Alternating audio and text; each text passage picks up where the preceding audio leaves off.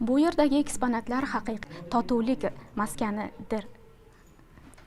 Ama shunday turaversin, nima? Oxirgi mening mahallam desam bo'ladi-ku. Mening mahallam kinokartinasi bunga yorqin misoldir.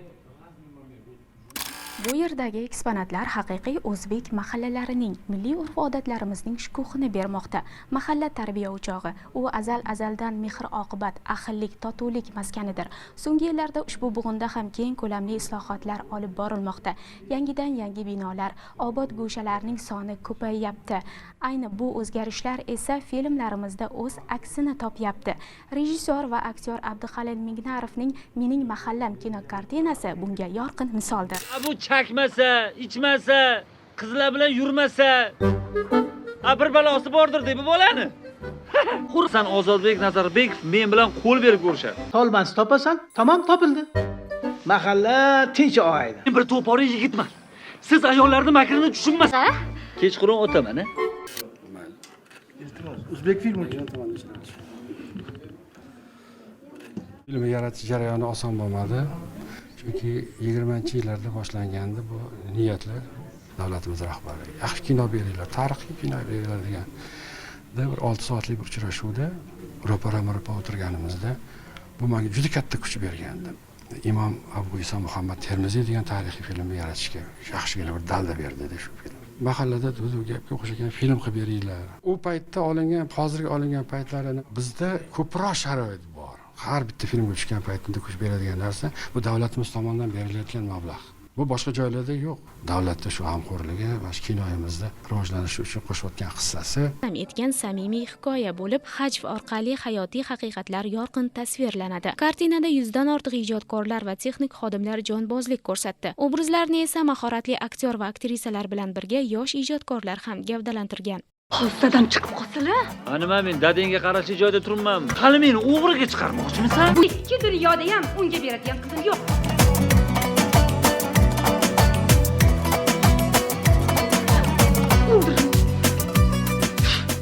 Qaysi bir endi buni? Bilmasam opa.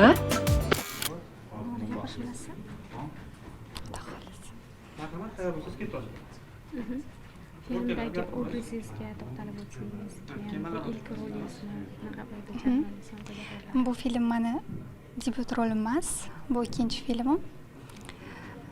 Bu filmdagi xarakter qiz o'zimga sal teskariroq, juda ham xarakterli qiz bo'ladi. Umuman o'sha nomi bilan Shukranchi qiz qanaqa bo'lsa, shu qiyinchilik bo'lgani kranda bo'ldi. Ochiq aytish kerak, chunki 70 metrli kranlarga zinapoyasidan o'zim ko'tarilishga majbur bo'ldim. O'zim adrenalin yaxshi ko'radigan qizman. Birinchi qo'rqdim, o'rtasiga chiqqanda pastga qarab o'sha tushmoqchi bo'ldim. Shu rejissorimiz, bizning aziz dadajonimiz Abduhalil Mignarov yordam berdilar, motivatsiya berib turdilar. Uddalaysan deb shular motivatsiyalari bilan, ishonchlari bilan shu rolni Xudo xolisa ko'ngillardek qilib ijro etdim degan umiddaman.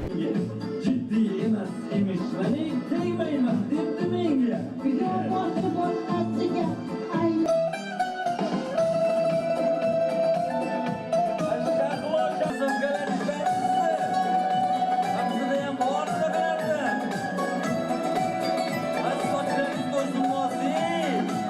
Filmni video probasiga kelgan vaqtimda menga juda ham yoqib qolgan. Xudodan deb men so'raganman shu rol menga nasib qilsin deb. Alhamdulillah o'zimga nasib qilib mana premyeralarda turibmiz. Bosh rol.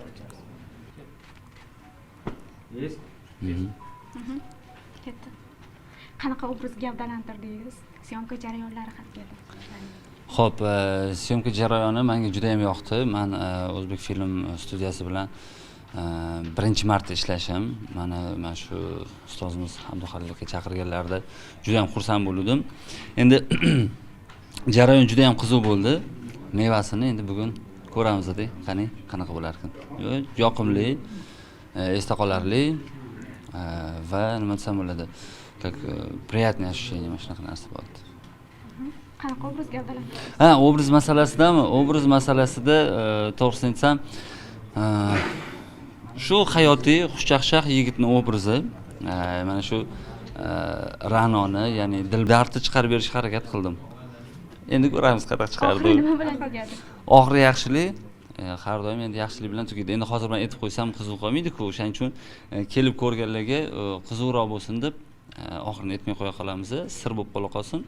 Kelgandan keyin ko'ringlar, o'zingizlar baho berasizlar. Ism familiya? Ism familiyam Ibrohimov Abdurasul. Endi qavs ichida Mo'min. Bog'imga mahal inarif oldilari kelganimda men kasting topshirganman. Mani Shokit roliga tasdiqlaganlar. Mo'min aka bilan birga rol o'ynadik. Kranda, boshni kranda. Ssenariyda o'zi ikkitagina epizodim bor edi. U epizod katta jarayon bo'lib ketdi, yozildi. Aktyor shunaqa narsaki, bir cho'chib qo'ysiz bo'ldi, u rolni chiqarib bera olmaydi.